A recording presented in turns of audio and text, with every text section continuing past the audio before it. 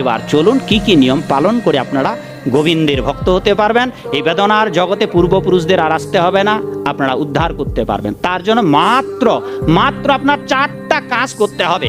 যদি এই 4টা কাজ, 3টা কাজ সহজ, 1টা কাজ কঠিন, তবু চেষ্টা করুন। যদি এ জন্মে মৃত্যুর আগেই 4টি কাজ করে যেতে পারেন, ভগবান আপনাকে মহান পুরস্কারে পুরস্কৃত করবেন।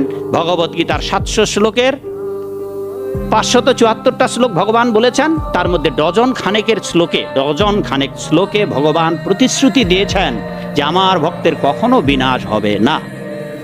যে হে অর্জুন, যারা আমার ভক্ত, যারা তাদের মন দিয়ে আমার পূজা করে, মন দিয়ে আমার আরাধনা করে, মন দিয়ে আমাকে ডাকে, মন দিয়ে আমাকে নমস্কার করে, আমি প্রতিজ্ঞা করছি আমি প্রতিজ্ঞা করছি, মা সূচো মা ভই, আমার ভক্তের কোনো ভয় নেই, কোনো দুশ্চিন্তা নেই, আমি তাদের রক্ষার দায়িত্ব নেব। এ জন্মে নয়, জন্মান্তরে কোটি জন্মে ধরে। আর কে আমার কাছে এলে তাকে তো এই জগতেই আর আসতে হবে না।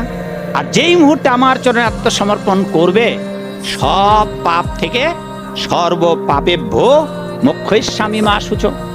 আপনারা তো পাপ বিমোচনের জন্যই তো গুরু করেছেন, আপনারা পাপ বিমোচনের জন্যই তো আপনারা গোবিন্দ ভজনা করার চেষ্টা করতেছেন। তাহলে এমন কি করলে আপনার সমস্ত পাপ থেকে আপনি ওই মুহূর্তেই মুক্ত হয়ে যাবেন? সেটা আত্মসমর্পণ করুন, আর ভগবান যা বলছে তাই করুন।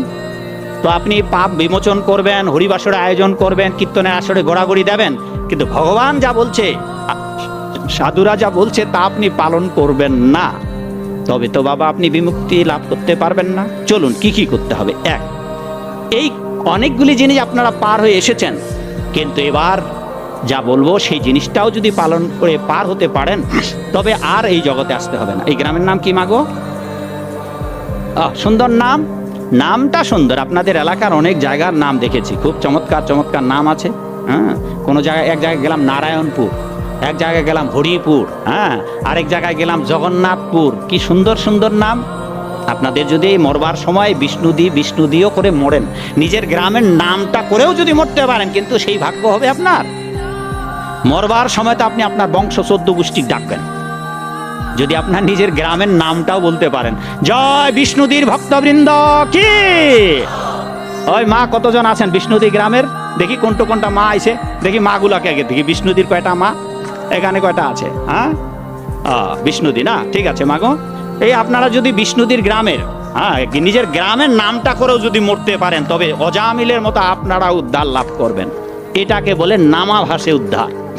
কিন্তু এই নামাভাসে উদ্ধারটাও কিন্তু বহু জন্মের ভাগ্য।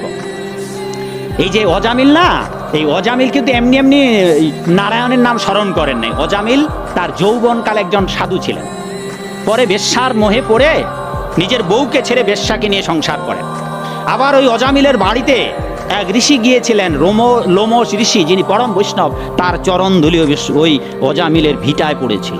এই কয়েকটি কারণের জন্য মৃত্যুকালে ভয়ে পেয়ে, বেটা তো অনেক বড় কেউ ছিল, তা ছোট্ট বেটাকে ডেকেছেন নারায়ণ, কারণ ওই যে পূর্বে তার পুণ্য ছিল। সেই জন্য আপনার ভাগ্যে যদি পুণ্য না থাকে বাবা, মরণকালে আপনি নিজের গ্রামের নামটাও ভুলে যাবেন। এই জন্য নিজের গ্রামের নামটা যেন ভুলে না যান, অন্তত মৃত্যুর সময়ও বিষ্ণু নাম যেন মনে রাখতে পারেন। আর এই কলিযুগে কৃষ্ণ নাম ওই সর্বোত্তম, বিষ্ণু নাম করলেও আপনি যেতে পারবেন, বৈকুণ্ঠে যেতে পারবেন। ভগবানের 10,000 নাম আছে, 1,000 সহস্র নাম আছে, তার মধ্যে যে কোনো একটা নাম করে যদি যেতে পারেন, তবে কলিযুগের জন্য কৃষ্ণ নাম সার অন্য কোনো ধর্ম করলে নাই হবে। তার জন্য আপনাকে 4টি কাজ করতে হবে বাবা।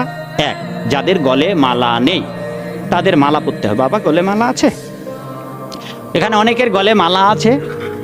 হ্যাঁ, এই মালাটারও অবদান আজ বৈষ্ণবদের, কৃষ্ণ ভক্তদের, কারণ এর আগে মালা ছিল না। 1987 সালে যখন এই সোসাইটিতে যোগদান করি, তখন বাংলার ঘাটের মোড়া বাম মায়েদের গলাও মালা ছিল না, আর এখন ছেলে পেলেদের গলায় মালা। কারণ এটা আমাদের প্রচারের ফল। আমি যখন যোগদান করি তখন আমরা সারা বাংলাদেশে মাত্র 10-12 জন ছিলাম, আর এই 10-12 জন প্রচার করতে আস প্রচারক 10-12 হাজারেরও বেশি আছে আমাদের এই বাংলাদেশে, যারা ঘরে ঘরে যেখানে যারা আছে সেখানে তারা প্রচার করছে। গুরু ভাই কি নাম আপনার? এখানে কি নামে চেনে আপনাকে? অমিত। এই এলাকায় উনি ওই এলাকাতে একজন ভগবানকে নিবেদন করে প্রসাদ পাওয়ার চেষ্টা করছেন, প্রসাদ পাচ্ছেন আমাদের।